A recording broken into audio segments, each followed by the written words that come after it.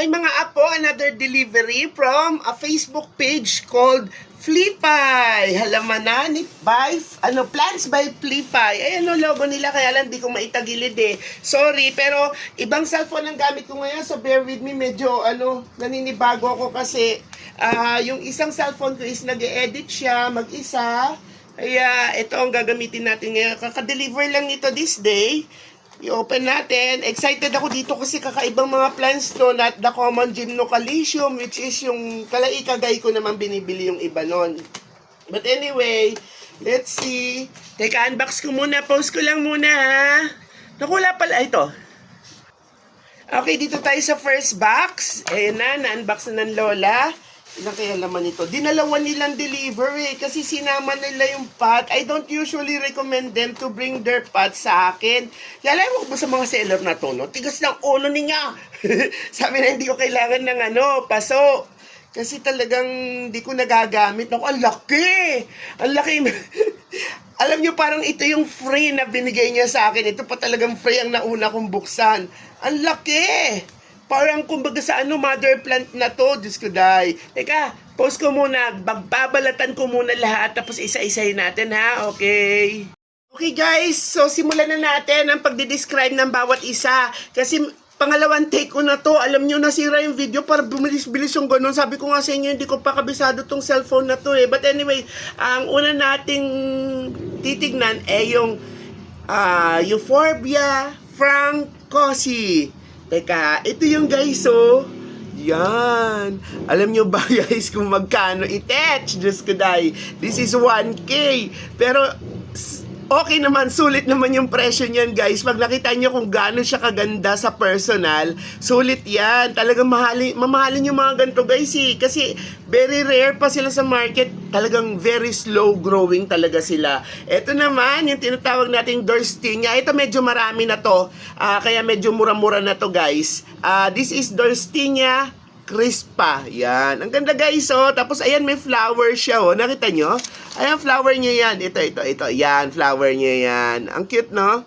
Yan. Actually, meron ako nito. Kaya lang, hindi lumalaki. Ang tagal na nito sa akin. Diyos ko, 10 taon na to sa akin. Ayan, Dorstinia din siya. Mini.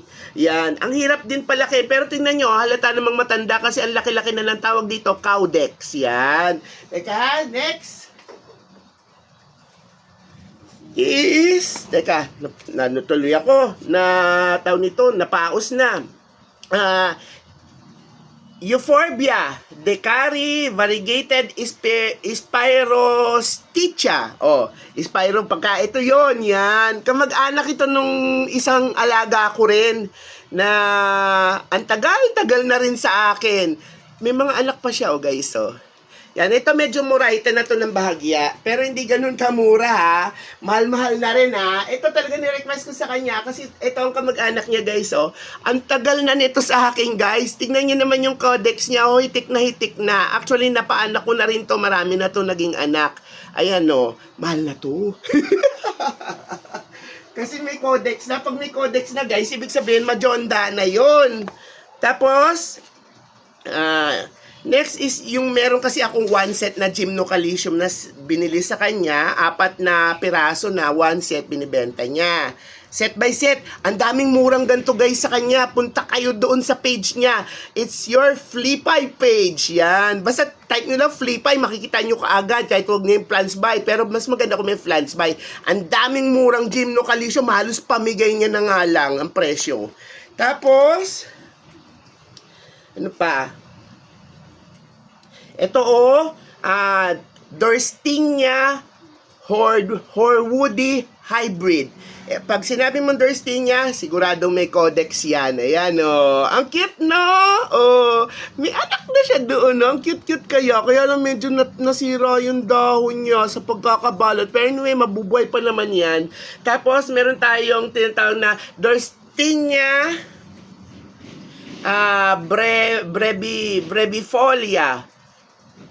Ano nga ba yung Dorstinia na yun? Hala. Ay, hindi pala. Ito palang Horwoody. Tingnan ko nga magkano to. Ito. Hindi to Dorstinia. Basta brevifolia siya. Ito, guys, Yan! Naku, usong-uso daw ngayon to sa Thailand. Baliw na baliw daw sila ngayon dito. Kaya lang natural, i-revive ko pa to ng bagya kasi ayan, medyo nagbabrown na yung ibang dahon. Pagagandahin ko to. Ang ganda ng tanim nyo, oh. Laki-laki kaya niyan, guys. Oh, tingnan niyo yung ulo ko, oh. 'Di ba? So, usong-uso daw kasi yan. Kinaklamping nila yan. Para yung talagang malagong malago. Tapos, mahalya siya, ha? Nako, talagang, mahal talaga, oh. 'Di ba? Tapos, meron tayong variegated na Mihano. Asan yung Mihano kung variegated? Ito, oh. Yan. Kinuha ko to kasi neon color ito. Kasi meron akong neon color na dilaw. Kinuha ko kay Ikagay. So, ito, kay Ikagay ko ba kinuha yung neon ko? Ay, hindi, wala palang neon si Ikagay. Sa other seller yan. So, itong pink na to, yan, galing to kay Flipay, neon pink. Yan, medyo, pag sinabi mong neon guys, medyo hindi rin ordinary, medyo Mahalia Mendez din siya. Pero sa kay Flipay, murayta na ang mga neon colors, okay? Tapos, meron tayong palibre niya. ito, yan.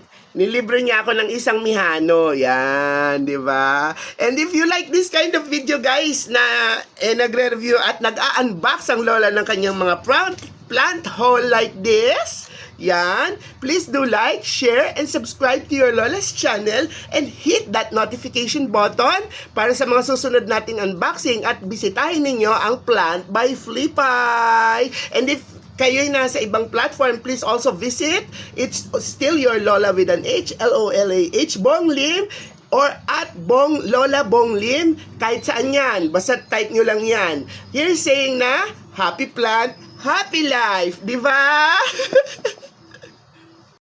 Hep, akala nyo tapos na tayo, no? Actually, dumating na another delivery from Plant by Flipay. Ay nako, ito talaga, last ko na muna as of now kasi sandamakmak na yun na order ko.